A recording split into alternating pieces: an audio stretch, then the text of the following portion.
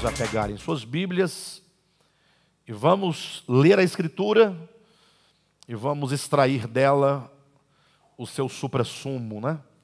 Procurar extrair da Escritura a realidade espiritual para a glória de Deus, amém? Abra sua Bíblia em Efésios, capítulo 4 de Efésios, versículo 7 ao versículo 16.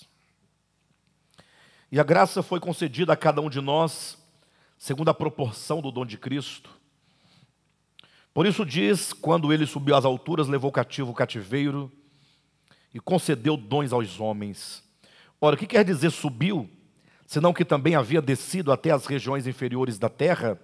Aquele que desceu é também o mesmo que subiu acima de todos os céus para encher todas as coisas.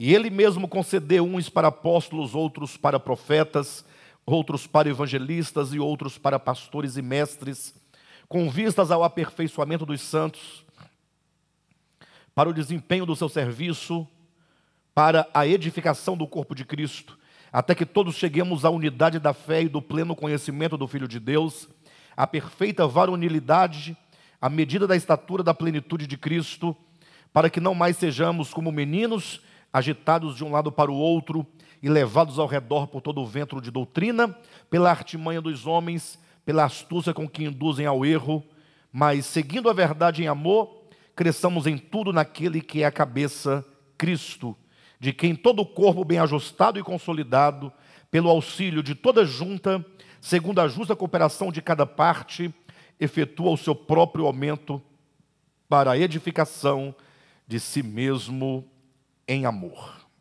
Nós estamos trabalhando já há algumas semanas aqui esse capítulo 4 de Efésios, né? Nós estamos sempre no movimento de ir e vir. Geralmente, às vezes acontece de nós querendo ser muito ágil e concluir logo o estudo de um livro, nós acabamos por fazer um estudo rápido, sem repetir muitos conceitos. Mas há dois problemas que eu quero apresentar para os irmãos e até trazer aos irmãos uma razão por que o meu modelo de estudo é de ir e vir. O primeiro é que os conceitos que nós estudamos, eles são conceitos muito profundos.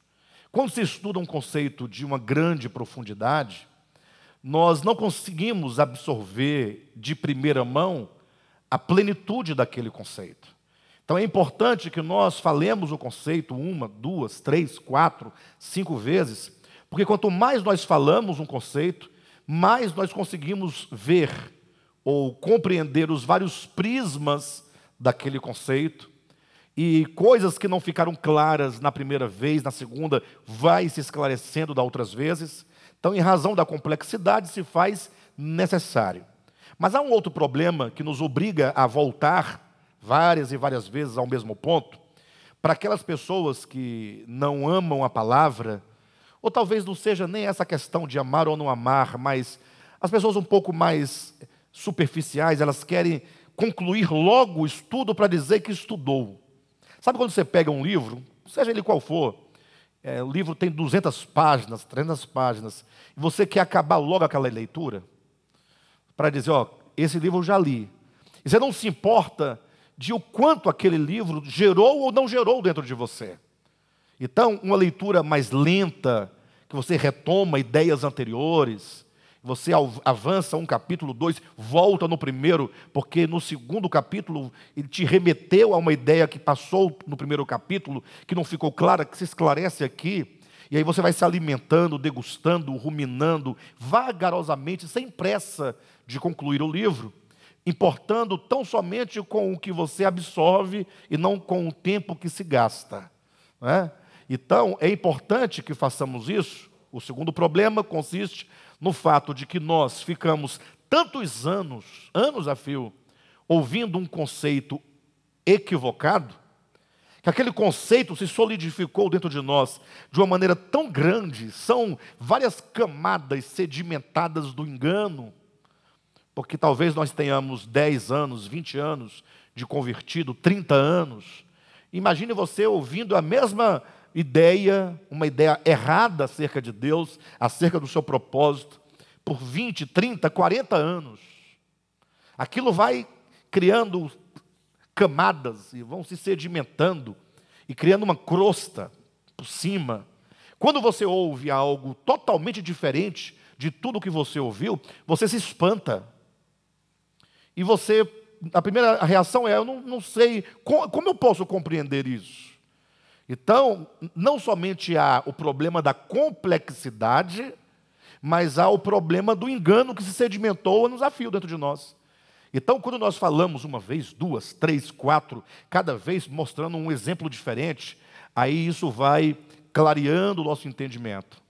Eu poderia dizer que quantas vezes nós ouvimos um engano, tantas vezes é preciso ouvir a verdade, como que um processo de você reaver aquilo e destruir aquilo que você ouviu tantas vezes, né? Essa é a razão porque eu costumo ir e vir, né? E tem mais, não é só com vocês que eu faço isso, não. Eu sozinho faço assim. Eu leio a Bíblia muito vagarosamente. Às vezes eu pego um livro como esse, de Efésios, são 6 capítulos. Se lê, teoricamente, dentro de 1 hora. 6 capítulos. Muito rapidamente. Mas, às vezes, eu fico horas e horas num versículo, 2, ruminando, fazendo relações, conexões com outras passagens da Escritura, e isso vai ganhando uma dimensão muito grande, tá bom? Então, peço aos irmãos que me tolerem, que não é prolixidade, é apenas uma tentativa de nós comermos, mastigando a tal ponto para abstrairmos desse alimento todos os seus nutrientes, tá bom? Enfim, o capítulo 4, é importante lembrar que ele constitui o início da segunda parte do livro de Efésios. Primeira parte, capítulos 1, 2 e 3, capítulos 4, 5 e 6, a segunda parte. A primeira parte se chama tecnicamente é a proclamação da verdade. É Paulo apresentando a verdade do ponto de vista doutrinal, né? Do ponto de vista da verdade explicada, chamada de ortodoxia. A segunda parte, agora, é a aplicação dessa verdade na vida prática. Porque senão não teria sentido. Você compreende a verdade, mas não sabe como aplicar aquela verdade na sua vida prática, a verdade fica no âmbito tão somente intelectual. Então ele não teria serventia. Então, na segunda parte, o apóstolo Paulo, na maioria de suas epístolas, ele costuma trazer a aplicação da palavra anunciada. Então, a ortodoxia, que é a reta doutrina, se transforma em ortopraxia, que é a prática do reto ensino. Como que agora ele vai tomar as verdades bíblicas, dizer como é que ela pode acontecer na sua vida prática. É o aspecto orgânico da verdade.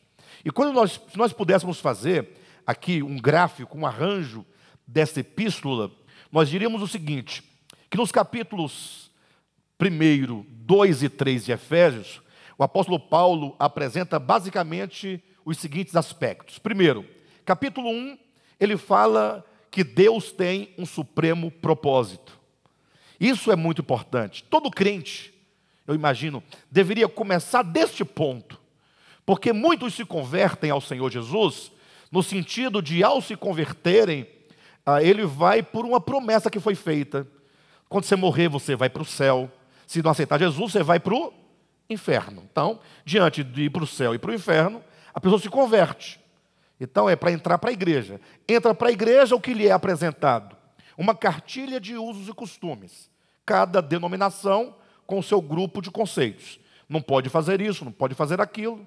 Deve-se fazer isso, deve-se fazer aquilo. A pessoa se enquadrando dentro daquele conjunto de 2 tábuas do que pode e do que não pode, ela julga que está tudo bem. E que em qualquer momento que ela morrer, ou se Jesus voltar, ela estará no céu, na glória, onde ela vai morar eternamente, numa mansão, com uma coroa na cabeça, uma harpa e um par de asas. Não é? As asas é por minha conta, nunca ninguém disse isso. E se esquece que nós, quando nos convertemos, nós estamos atendendo a um chamamento. Romanos capítulo 8, versículo 27 e 28, quer dizer, diz o quê? Que nós fomos chamados segundo o propósito divino.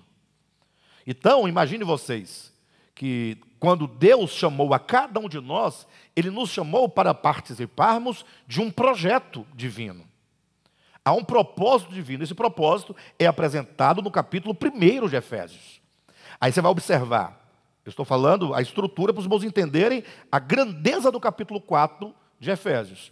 Então, lá em Efésios 1, que fala desse propósito, que vai do versículo 1 ao versículo 22, a ideia é a seguinte: o Pai nos elegeu e nos predestinou segundo o beneplácito da sua vontade. O Filho nos redimiu e nos fez herança segundo o beneplácito da sua vontade. O Espírito Santo nos selou consigo mesmo e se tornou para nós o penhor da nossa herança. Então nós temos o Pai, o Filho e o Espírito Santo no plano da economia divina, não no plano ontológico. Esse ministério não discute a trindade divina no plano ontológico, porque nós não somos capazes de compreender tamanho mistério que é a pessoa divina.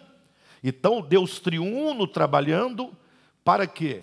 Aí, seguindo no versículo 16, 17, 18 do capítulo 1, é onde o apóstolo Paulo diz: por isso eu oro, para que esse propósito se esclareça no coração de vocês, de modo que os olhos do coração sejam abertos, para vocês compreenderem. Aí ele cita algumas coisas que nós devemos compreender acerca desse chamamento. Ele mostra como que nós fomos chamados para sermos depositários de uma riqueza dentro de nós, que é a riqueza da glória de Deus dentro de nós. Ou seja, ele vai dizendo que nós temos uma esperança dessa glória a se manifestar. Ele fala do poder de ressurreição, o poder que ressuscitou a Cristo agindo dentro de nós, com o fim de quê? Versículos agora 19, 20, 21 e 22. A fim de nos constituir a plenitude daquele que a tudo enche em todas as coisas. Eu falei agora o capítulo 1 inteiro de Efésios. Agora pense comigo por um momento. Imagine só. Pastor, qual que é o supremo propósito de Deus para esses chamados? Versículos 21 e 22 de Efésios 1. Para que ele, o Cristo, sendo o cabeça, imagine, nos constitua, nós, eu, você, cada um de nós, nos constitua o seu corpo. E esse corpo, entenda, não é um aglomerado de pessoas, como você coloca dentro de um saco um tanto de batatas, ou numa carroça um tanto de abóboras. Não, quando fala Cristo cabeça e nós o seu corpo, a ideia é de organicidade. Porque o corpo participa da vida que procede do cabeça. Do cabeça procede todo bem, a vida, procede os dons, vem a direção. E agora o corpo vivendo por meio dessa vida, dependendo completamente do cabeça, esse corpo agora, ele passa a ser a expressão. Vocês concordam comigo que o nosso corpo humano é uma expressão da nossa alma, do nosso entendimento, do nosso intelecto, da nossa razão? Sim ou não? Que tudo o que nós fazemos mediante o corpo vem um comando da cabeça? Podemos dizer, portanto, que o corpo é a expressão do cabeça. Então Paulo conclui dizendo que o supremo propósito divino, motivo porque o Pai nos elegeu, predestinou, o Filho nos redimiu e nos tornou herança, o Espírito nos selou e se tornou o nosso penhor, é para que nós, corpo de Cristo, olha a gravidade, nos tornemos a plenitude. Então, nós somos chamados para sermos uma totalidade. Deus não quer uma parte nossa. Nós devemos ser, nós todos, a plenitude. Alguém pergunta, plenitude de quê? A plenitude daquele que enche todas as coisas. Aí complicou, porque, do sentido contrário, Cristo, ele é a plenitude de todas as coisas. Cristo enche todas as coisas. Agora nós somos chamados para sermos a plenitude de Cristo. Isso é muito grande. E talvez estejamos um pouco longe de discernir de maneira prática como isso se dará.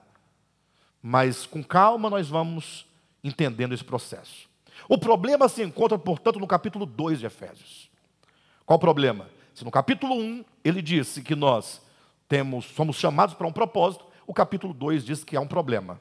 Ele diz, começa assim: Ele, pois, vos deu vida, estando vós mortos nos vossos delitos e pecados. Pastor, mas onde está o problema? Ele nos deu vida, é positivo. Mas observa que ele deu vida por quê? Estávamos nós mortos. Aí Paulo aponta um problema. O problema é que o homem, aquele homem criado para a glória de Deus, ele se desintegrou de Deus em relação no seu coração. Ele se afastou de Deus no coração e na consciência, o que a teologia convencional chama de queda do homem, né? Com essa queda do homem que nós chamamos de desintegração. Ou seja, o homem, ele resiste a fazer parte do todo. É o ramo que, estando na videira, ele não se reconhece como sendo dependente da videira. Ele quer ser autônomo, quer viver por si mesmo, quer viver para si mesmo. Esse homem agora se desvia completamente e mergulha num abismo de pecado e de morte. Esse homem, portanto, ele está desintegrado, o que significa que ele, podemos dizer, vamos usar uma metáfora para os irmãos entenderem. Imagine o Sol e em torno do Sol todos os planetas gravitando em harmonia. Perfeito? Todos seguros na sua órbita pela força atrativa do Sol, né?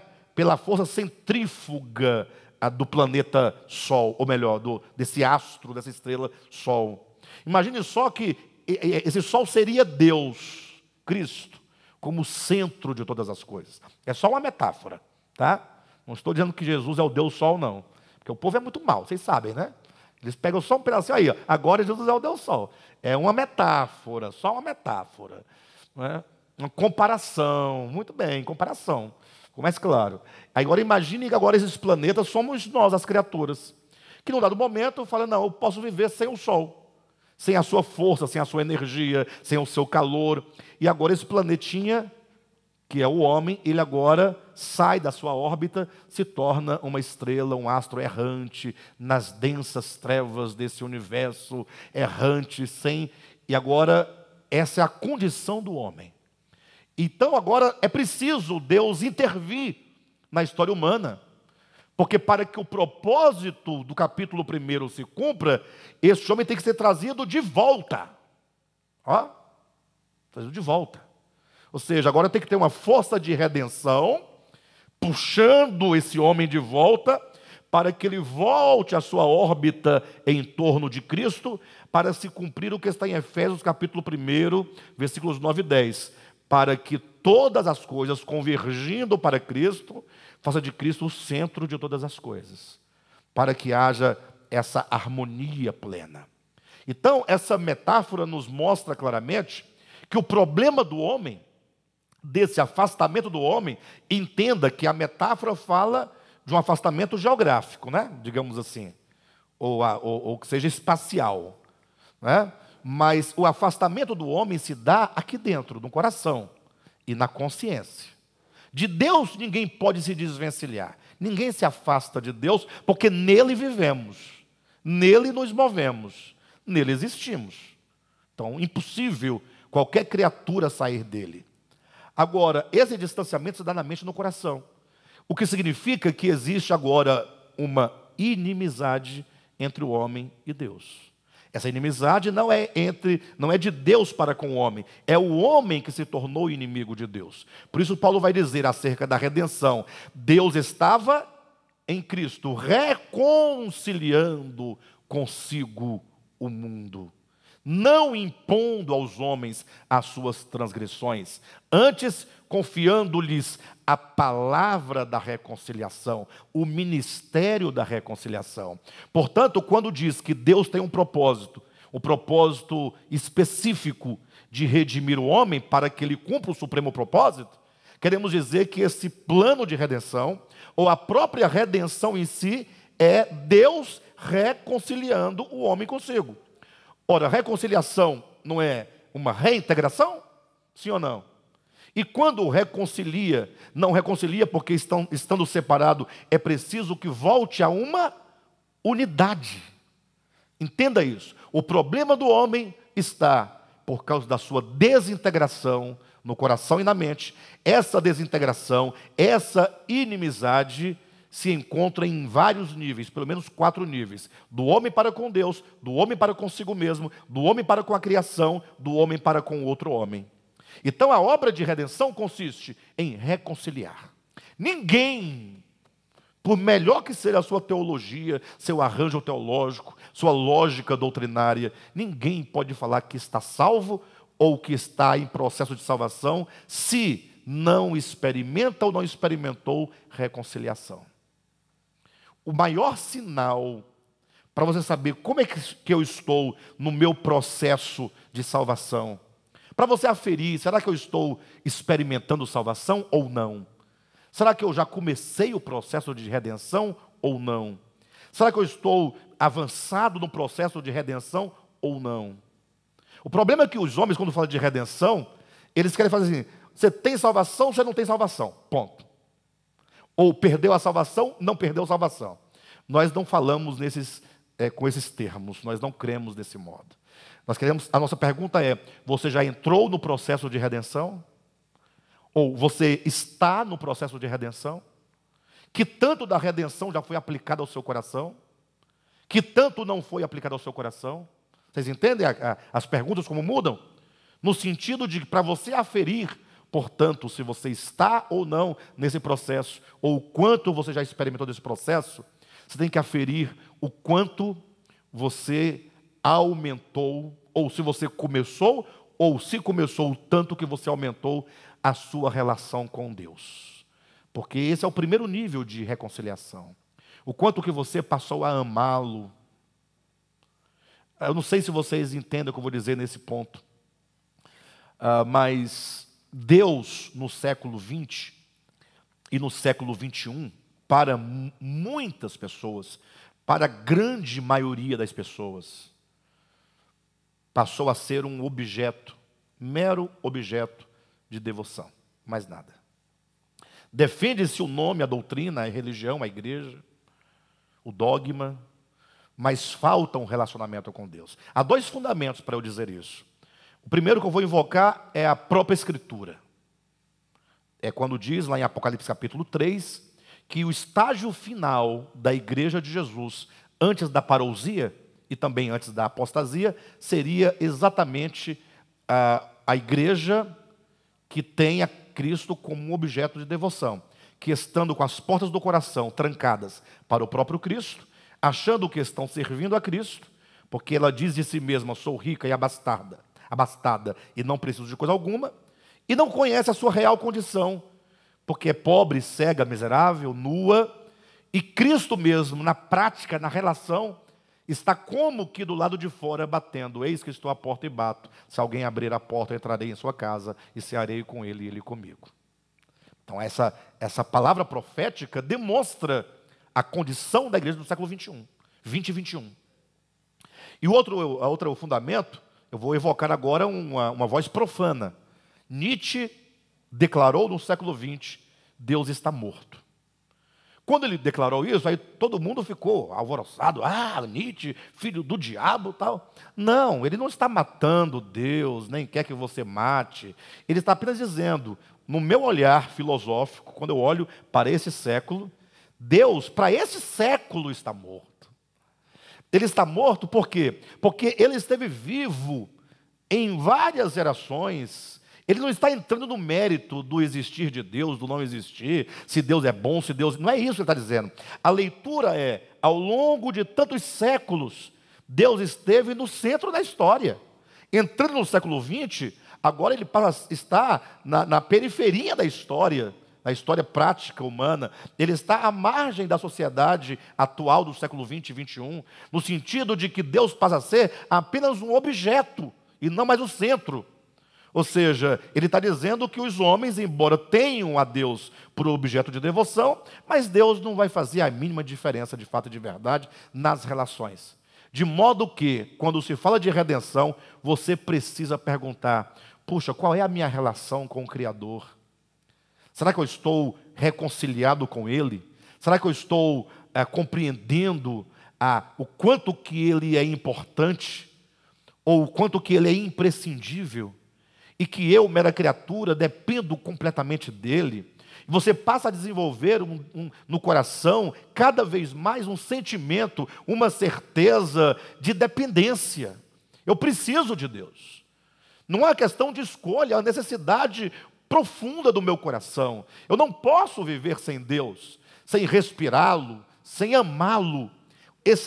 Essa minha relação com o divino precisa aumentar. Quanto mais ela aumenta, mais reconciliado eu estou. Quanto mais independente eu me percebo na minha existência, no meu dia a dia, significa menos reconciliação.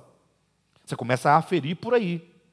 Reconciliado consigo mesmo, quando você crê no plano de redenção, na morte vicária de Cristo, e você agora, crendo tão absolutamente no Cristo que morreu por você na cruz do Calvário, você se sente perdoado, reconciliado consigo, sem carregar seu peso, nem fardo, não é? Sem carregar traumas, mas apoiado unicamente na pessoa de Jesus Cristo.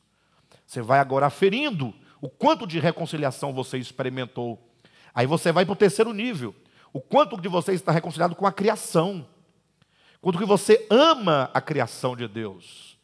Amar a criação de Deus é amar os animais. Parece até de coisa de escolinha de criança, né? Mas é a coisa mais certa que tem. Tem pessoas que chutam o cachorro para vê-los só ele latir. Eu vi uma pessoa, certa ocasião, tinha uma abelhinha assim, ó. A pessoa pegou um copo e prendeu a abelhinha e ficou brincando, aí batia, dando piteleco nela. Eu falei: ser humano, solta a criatura, deixa ela voar, deixa ela ir. Ele: não, é só uma abelha, só uma abelhinha.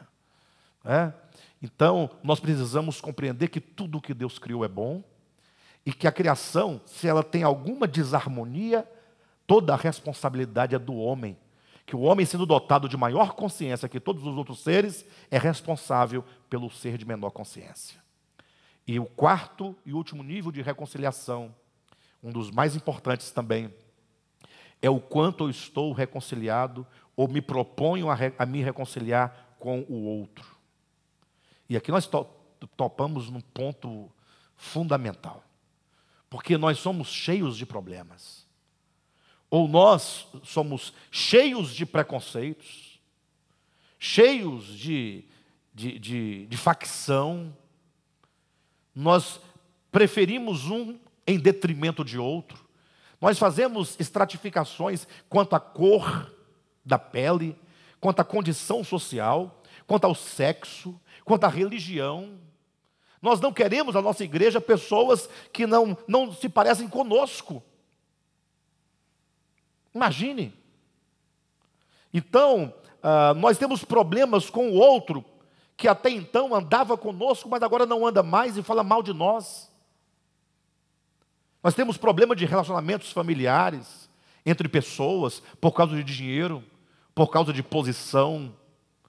Então nós temos um profundo problema de relacionamento com os homens. Não pense você que a sua vida espiritual com Deus é algo separado da sua relação com os homens. Isso não é verdade. João declarou na sua primeira epístola dizendo: aquele que diz que ama a Deus e não ama ao seu próximo, ao seu semelhante, esse é mentiroso. Então, quanto mais nós experimentamos reconciliação, mais nós experimentamos, quanto mais experimentamos redenção, mais nós somos reconciliados com Deus, com nós mesmos, com a criação, com os homens. Você vai medindo isso. Pastor, mas então eu estou difícil, porque eu tenho um problema aqui demais para resolver com muita coisa, com muita gente. Sim, mas você está no processo, você está desejoso, você deseja vencer essas coisas. Se você deseja, já é um bom sinal. Continue ouvindo a palavra, buscando o Senhor, mas a palavra de Deus, né? Não é ouvindo doutrinas. Você pode conhecer todas as doutrinas, mas se você ouvir a palavra de Deus, ela, enquanto luz, vai nos iluminando. E não se preocupe que a luz do justo, diz a Escritura, é como a aurora. Vai brilhando mais e mais, pouco a pouco, até tornar-se o dia perfeito. Olha que comparação maravilhosa, né? Você está ali em alta noite, 3 da manhã, um momento que está aquele breu mais escuro. Aí daqui a pouco começa. Quando o sol vai lançando os seus raios, vai e começa a clarear lentamente, vem o arrebol até chegar na luz meridiana. É um processo. Perfeito? Então, o capítulo 2 fala dessa redenção, que é reconciliação. A redenção redime. Como ela redime? Nos reconciliando. E quando nós somos reconciliados, nós vamos voltando para formar uma unidade. A unidade é o tema central dessa epístola. Ou seja, a unidade é o objetivo final da redenção. Por isso que ele vai colocar no capítulo 2, o apóstolo Paulo coloca no capítulo 2, a cruz de Cristo, como sendo o centro, ou como centro, o ponto de convergência de todas as coisas. Gentios e judeus se encontram na cruz. É dito que a cruz, ela desfez, ou ela desfaz, toda separação, toda inimizade. Cruz que não destrói inimizade é um dogma. Agora, a cruz de Cristo que destrói toda inimizade é o Espírito de Cristo. É o Espírito de doação, é a kenosis do Filho. E aí no capítulo 3, Paulo vai dizer que essa redenção de todos os povos, essa reconciliação e essa unidade quando ele fala que de ambos fez um só corpo em Deus, capítulo 3 ele vai dizer, isso era um mistério que estava oculto dos séculos e gerações. Então, essa é a ortodoxia. Isso aqui é o evangelho. Numa forma bem sintética, lógico, né? Capítulo 4, então, ele agora fala, agora vamos para a ortopraxia. Vamos pôr em prática essas palavras. E aí ele se dirige, portanto, à igreja com um rogo. Ele começa com um rogo. Rogo-vos, pois. Tem um pois na sua Bíblia aí? Capítulo 4, versículo 1. Rogo-vos, pois. O que esse pois faz aqui? Diante do que foi dito, está nos chamando a alguma conclusão. Como que diz assim? E aí, diante disso, que foi falado no capítulo 1, no capítulo 2, no capítulo 3. E agora? Rogo-vos, pois. Ele vai trazer a conclusão. Conclui-se de tudo isso que nós precisamos reagir a esta palavra. Nós precisamos agora colocar essa palavra em prática. E aí ele começa dizendo que é necessário que nós tenhamos um esforço descomunal para nós rompermos com todas as coisas negativas que nos separam. Ele vai dizer que nós devemos ter humildade, mansidão, uma série de predicativos espirituais que nos mantêm em unidade. Daí, ele vai apresentar 3 figuras da unidade. Para nós entendermos a profundidade da unidade, a organicidade da unidade. Capítulo 4, ele fala sobre o corpo de Cristo. Tem elemento melhor para representar a unidade? Um corpo, os membros, todos unidos, dependentes um do outro. Tem uma mensagem que eu falo só sobre o conceito de corpo de Cristo. Salvo engano, a mensagem 32, 31. É por aí. 30, 31, 32. Tem lá, corpo de Cristo, o conceito. Tá bom? Aí no capítulo 4 ele fala sobre o corpo de Cristo, no capítulo 5 ele fala sobre a noiva de Cristo, e no capítulo 6 sobre o exército de Cristo. Corpo, capítulo 4. Noiva, capítulo 5. exército, capítulo 6. São 3 metáforas que ele utiliza para falar sobre a necessidade que nós temos de sermos edificados na unidade. Amém? Então, quando fala de corpo de Cristo, diz, olha, vós sois membros uns dos outros. Todos nós somos um só corpo. Agora, a grande questão que ele vai lançar aqui, e esse é o ponto que eu quero conversar com os irmãos hoje, propriamente, é como nós vamos alcançar esta unidade. Quais são os instrumentos que o Senhor nos proveu para alcançar tal unidade? Imagina só vocês que, quando se vai fazer qualquer tipo de evento, uma organização, procura-se unidade, né? Entre as pessoas que ali estão. E por mais que você tenha mecanismos de coesão, sempre vai ter problemas de divisão no meio dos homens. Tem lugar, eu costumo dizer, que tem maior divisão do que a igreja. E eu costumo justificar. Por que a igreja sempre tem mais divisão do que numa empresa, digamos? Eu falei, porque na empresa existe uma pseudo-harmonia, uma falsa unidade, porque lá cada um está pelo seu próprio interesse. Então, eu preciso concordar com o chefe, o salário vem de lá. Então, tem que ficar aqui, concordando, discordando, eu faço. Tem que estar aqui. Eu não posso também chegar lá e eu falo do colega, mas tem que ser devagar, senão o problema pode voltar para mim, eu posso perder o emprego. Mas na igreja não tem interesse. Não é? Aqui você não está ganhando, você não está... Se aqui não deu certo, tem outra igreja do outro lado da esquina. Cada esquina tem uma igreja para você ir. Você vai para uma, depois vai para outra, depois vai para outra. Fica tranquilo que nunca vai se esgotar as igrejas para você ir. Até você morrer, você vai conhecer todas elas. Em cada esquina tem uma. O problema é que não se resolve o seu problema. Não é? Sair de igreja não resolve o problema. Absolutamente. A não ser que seja um problema de ordem doutrinária, de ordem da coluna dorsal. Lógico que eu não vou ficar numa comunidade onde a verdade de Deus não é pregada, absolutamente não posso ficar. Não é? Ah, pastor, mas e você prega a verdade? Em vez de quando você muda e vai para um canto, vai para o outro. É porque a verdade de Deus ela é absoluta. Nenhum homem alcançará absolutamente a verdade, porque ela é infinita, é o próprio Deus. Costumamos falar sobre a presente verdade. O que é a presente verdade? Inclusive é uma expressão de Pedro na sua epístola. Significa a verdade até o ponto em que nós hoje conseguimos apreendê-la.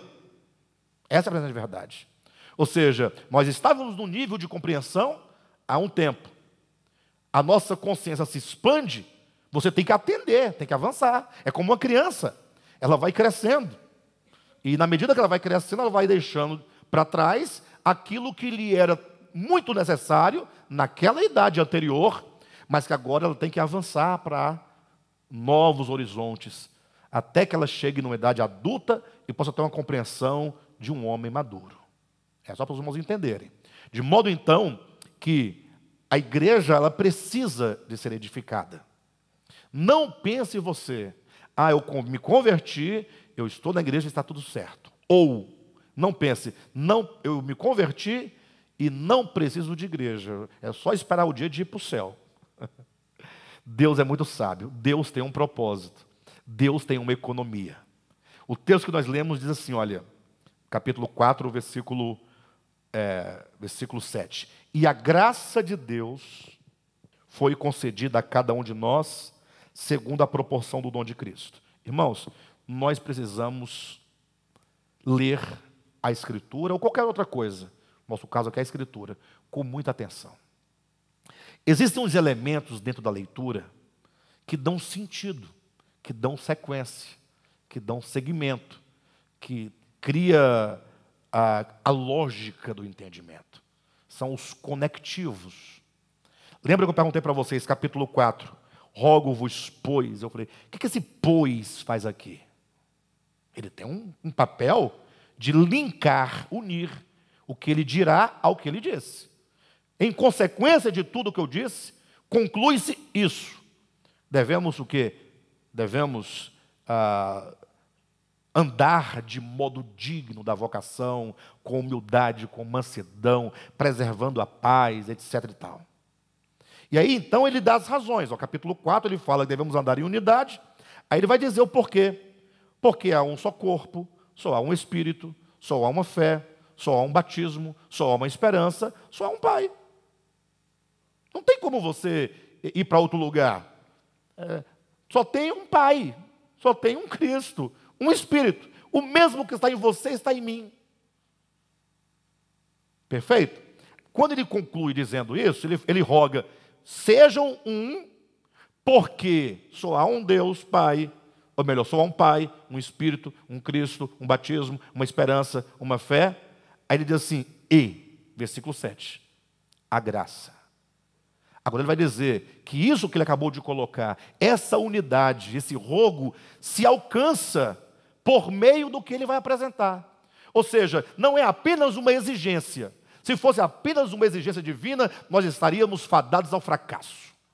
Mas Deus não somente nos dá um objetivo, não somente nos aponta um alvo, mas Ele instrumentaliza a sua igreja, Ele supre a sua igreja com os mecanismos necessários para que nós alcancemos a tão sonhada unidade.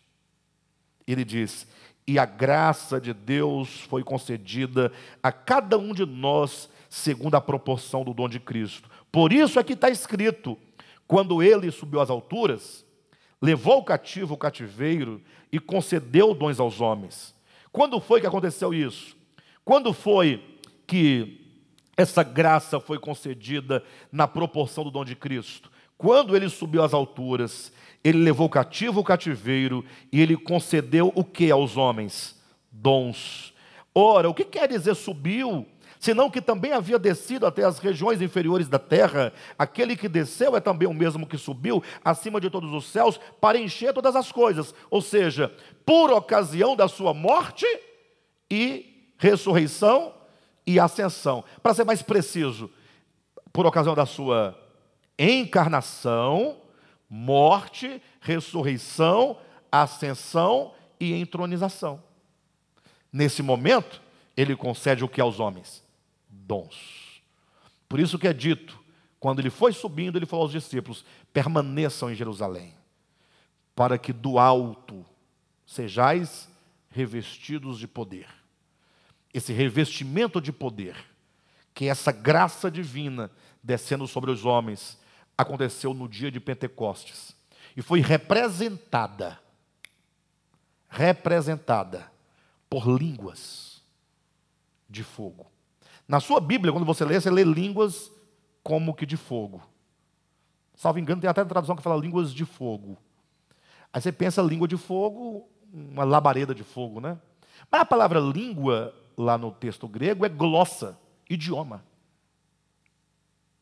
Mas, como pode ser um idioma de fogo? Aí sim, quer dizer que desceu na mente, porque foi na cabeça de cada um deles, idioma.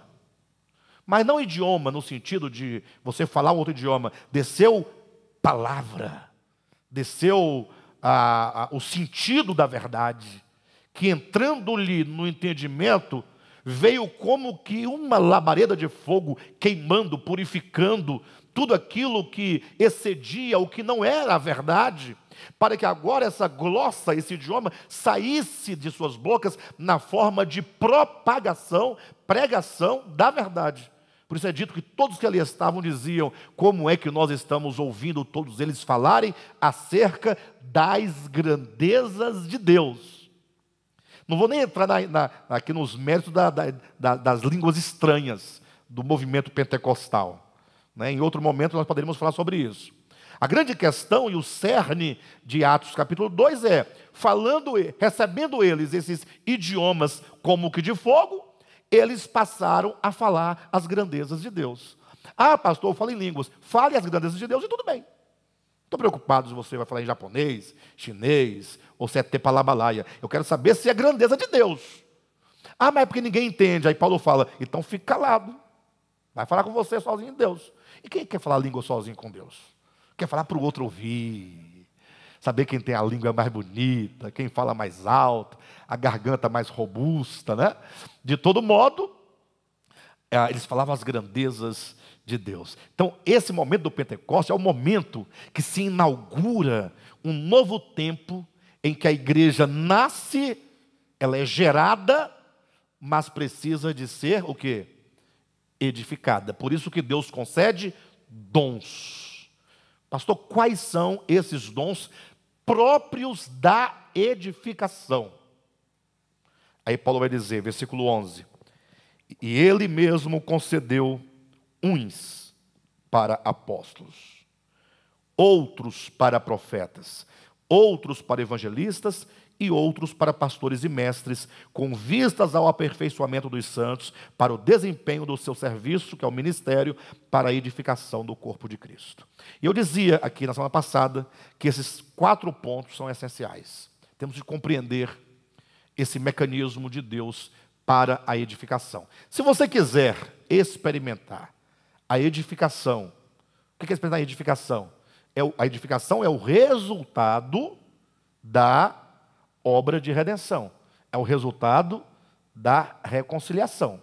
É a unidade em expressão. É a unidade consumada. Se você quer experimentar, olhe para o que Deus está dizendo.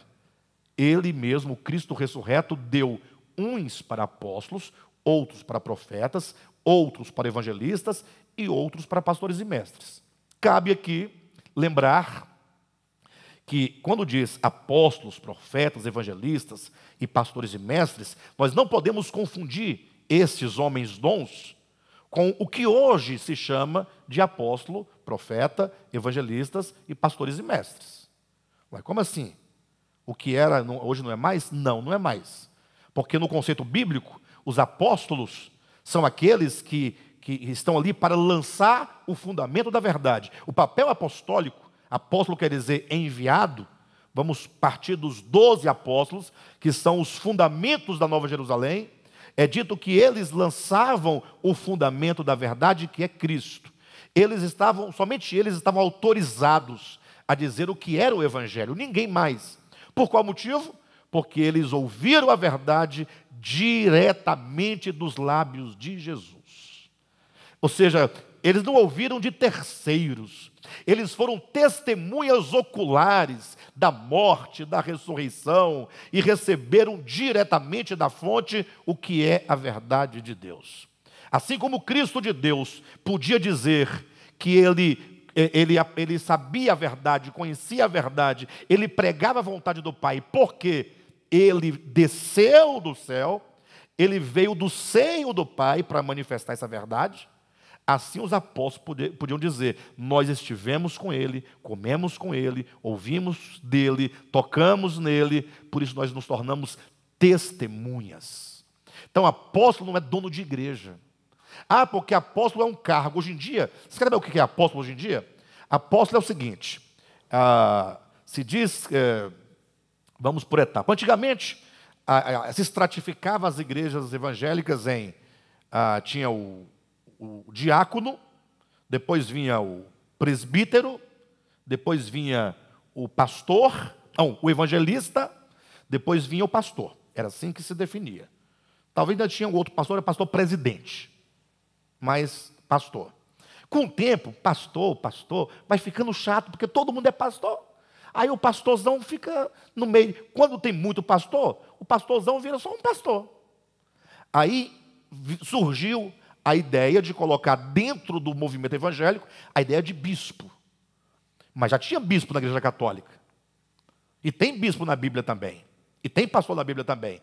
Mas o bispo surge como a figura daquele que é o chefe de todos os pastores, de todas as igrejas daquele campo.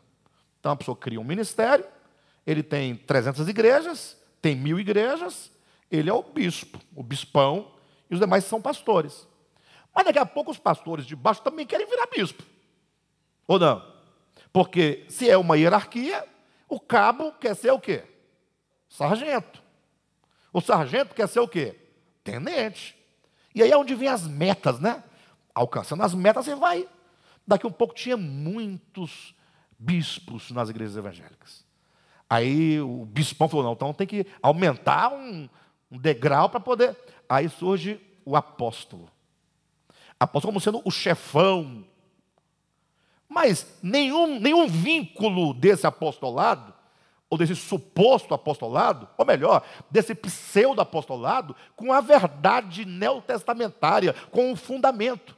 Nenhum vínculo. A questão é, para ser apóstolo, você tem que ser dono de quantas igrejas? Então, não tem nada a ver com a Bíblia, ou com o ensinamento bíblico, ou dos apóstolos, vocês entendem?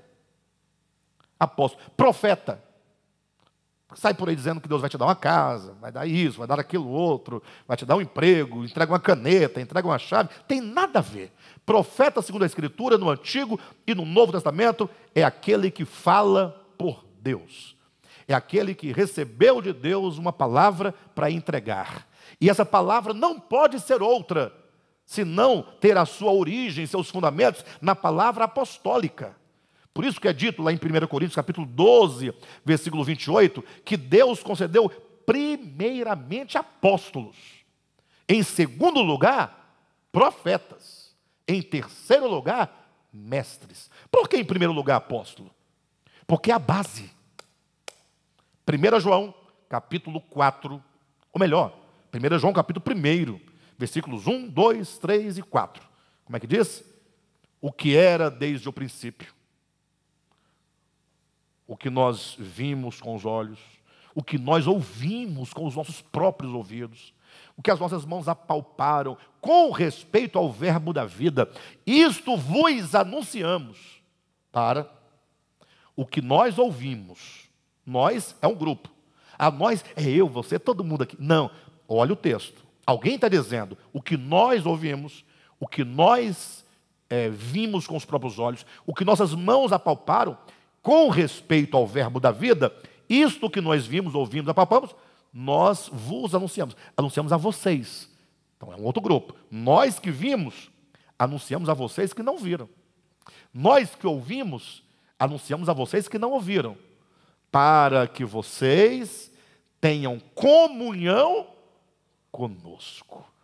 Por isso que existe uma relação de comunhão da igreja com os apóstolos.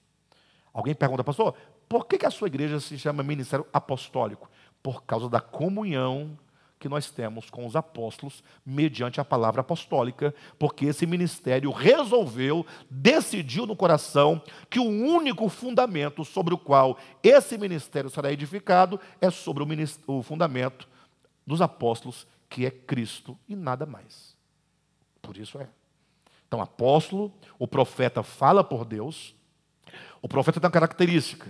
O profeta é aquele que, no seu tempo, ele tem olhos para enxergar os acontecimentos.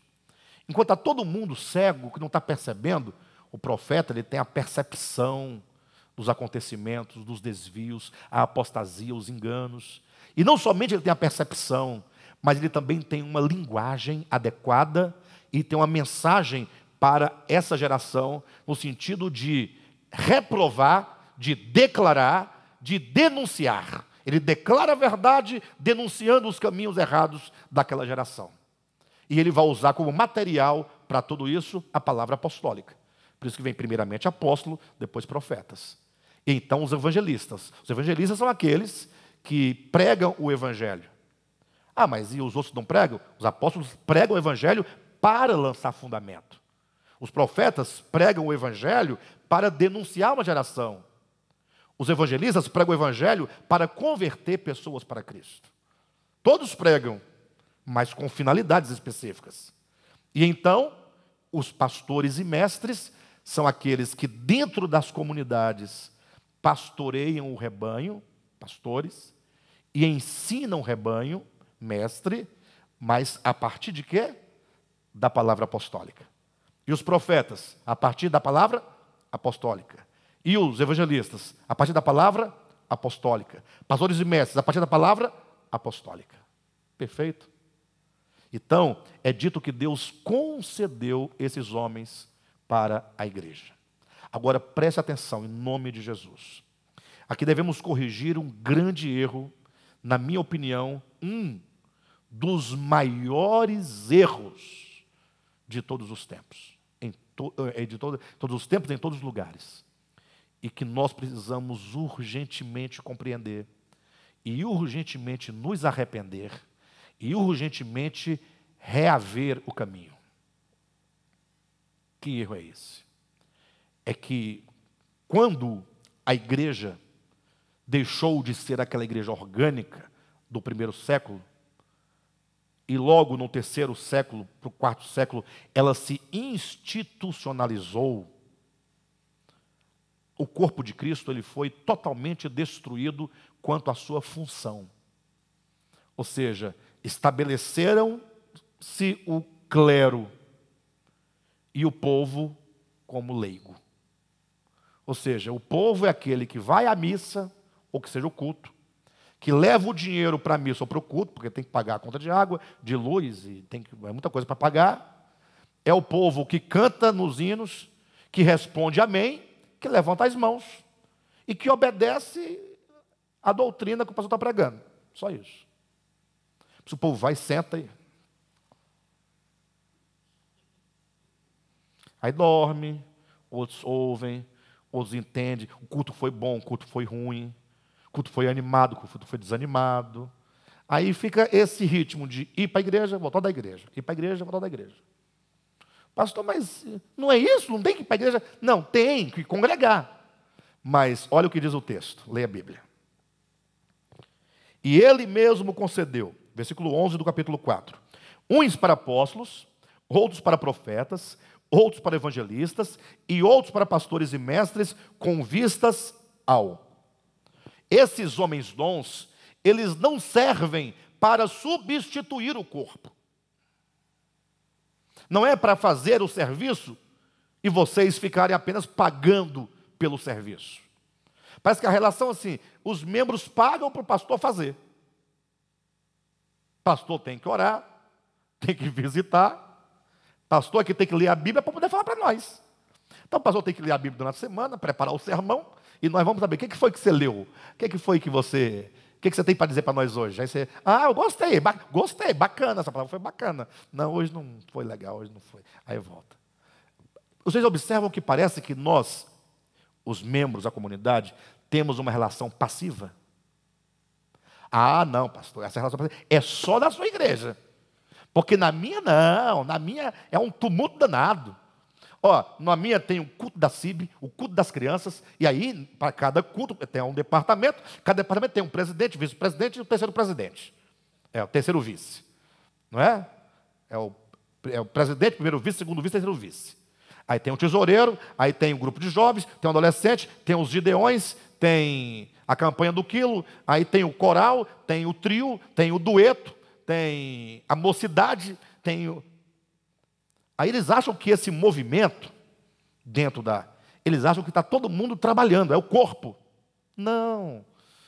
Cuidado com isso. Muito cuidado. Eu não reprovo absolutamente esses movimentos, no sentido de que é saudável. Você tem 3 jovens na igreja. E eles, como nós temos aqui, 3 irmãs. Nós somos um trio. Mas nós dividimos vozes. Bom. Queremos adorar o Senhor. Amém. Cante. É bom que tenha. Vamos ter um coral? Também pode ter coral, não é errado ter coral. Como tem que ter tesoureiro na igreja, tem que ter. É questão administrativa. Tem que ter alguém que vigia os carros, que limpa o local, alguém que toca a bateria, são coisas que tem que ter. Essa organização, mesmo no âmbito do espiritual, tem que haver. Agora, o que nós temos que entender é que, mensagem passada, semana passada, a obra do ministério não é aquilo que nós fazemos enquanto movimento de igreja, mas aquilo que está sendo realizado dentro de nós. É uma obra que está nos conduzindo para sermos a plenitude daquele que enche todas as coisas.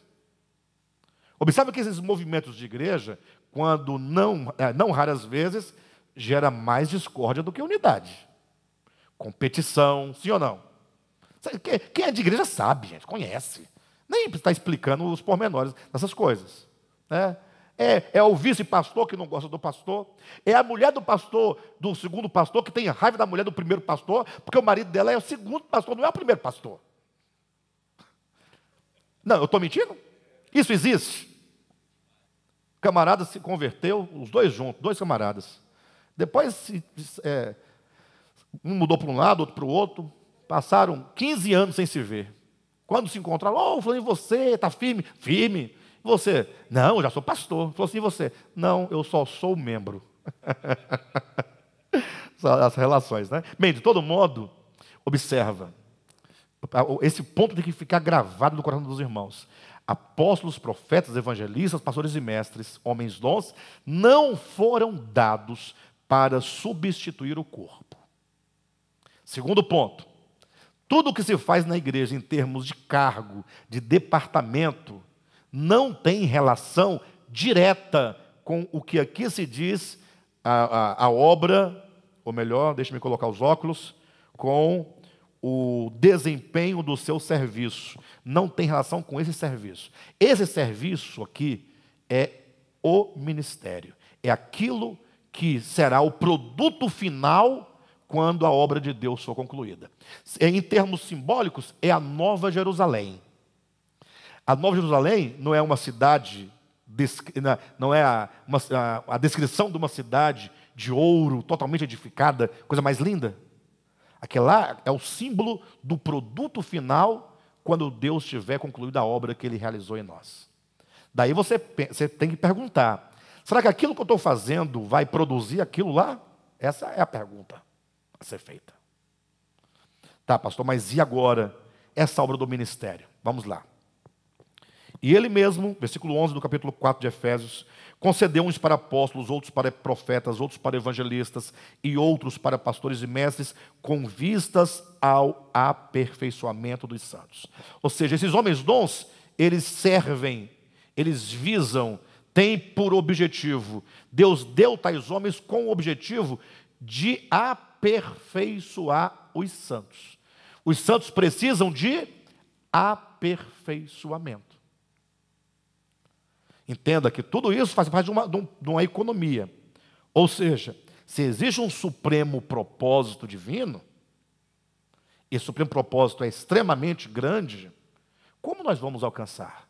Então Deus fala assim, olha, estão aí, os homens dons.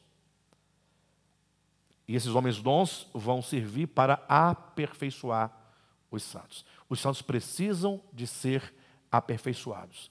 Em que sentido esse aperfeiçoamento? Só para os irmãos terem uma ideia, no capítulo 4 de Efésios, versículo 13 diz, até que cheguemos à unidade da fé e do pleno conhecimento do Filho de Deus, a perfeita varonilidade, à medida da estatura de quem? De Cristo.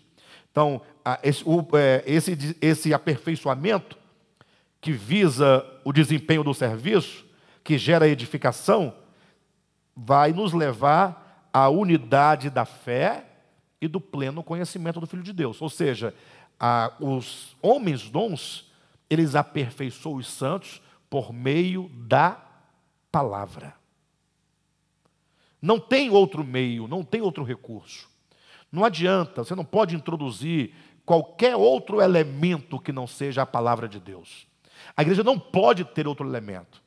Alguém pode falar assim, pastor, mas espera aí, calma. Um dia desse eu até ouvi aqui uma mensagem sua, você leu um trecho de um texto literário.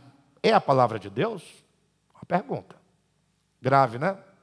Você até fez uma mensagem que você falava lá de Brás Cubas. É a palavra de Deus? Veja, quando nós trazemos esses textos, nós estamos simplesmente dizendo assim, olha, a Escritura ensina isso. E isso que a Escritura diz, alguém também disse semelhantemente. É apenas um diálogo, apenas para mostrar, olha, tudo o que está dizendo aqui na Escritura, nesse sentido dessa mensagem, alguém também viu, alguém percebeu. A Escritura foi escrita muito antes desses textos lidos, de Machado. Mas significa que Machado, um poeta do seu tempo, ele teve uma percepção espiritual aguda que os crentes do seu tempo não estavam vendo. E que até hoje não estão vendo. Mas veja que a igreja é edificada na palavra. O que é a palavra que é o próprio Cristo nos ensina? O que é a palavra que é Cristo nos ensina? Essa é a grande questão. Então veja que os homens dons não foram dados para substituir os membros. Antes foram dados para aperfeiçoar os membros. E por que os membros têm que ser aperfeiçoados?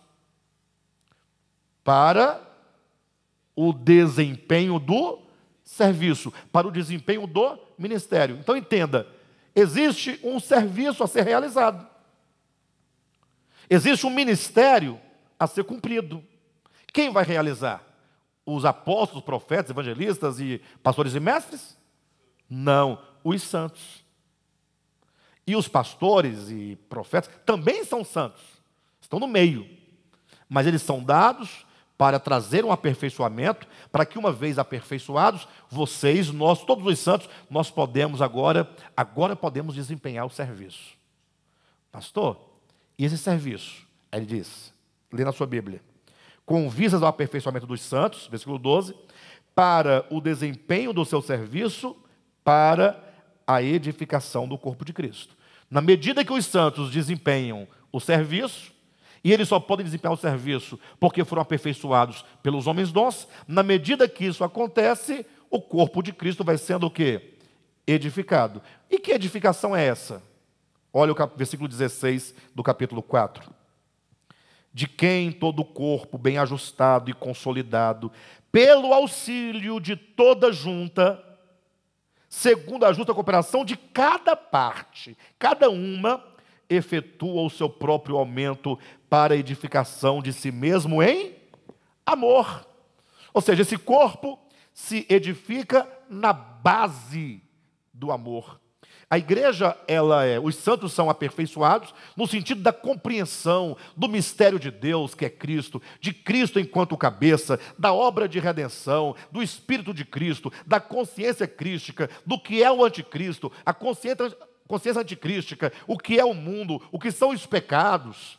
Quando você tem compreensão de tudo isso, no sentido orgânico da verdade, você agora está preparado para agora não somente ser um portador dessas verdades, mas ser aquele que experimenta essas verdades. Cada um agora experimentando as verdades. E cada um sendo uma junta de auxílio, sendo uma parte que coopera para que o outro também possa proceder do mesmo modo. Por isso devemos nós orar uns pelos outros, devemos nós exortar uns aos outros. Imagine todos nós envolvidos no mesmo empenho, a salvação da nossa alma, a edificação da igreja, todos os nossos pensamentos, o nosso coração, as nossas ações, tudo convergindo para um propósito espiritual, um propósito eterno, e não o mero congregar, ir e vir, ir e vir, ir e vir, ir e vir. Então, vejam que esses homens dons, eles são de extrema importância. Semana que vem, eu devo ministrar ainda alguma coisa nessa porção, para trazer maiores esclarecimentos, até para comparar mesmo o que são esses homens dons, no sentido bíblico, desses supostos homens dons do presente tempo, né? E também, concluindo aqui, a ideia dessa varonilidade, a medida a unidade da fé, o pleno conhecimento, para não sermos levados de um lado para o outro dentro de doutrinas, tá bom?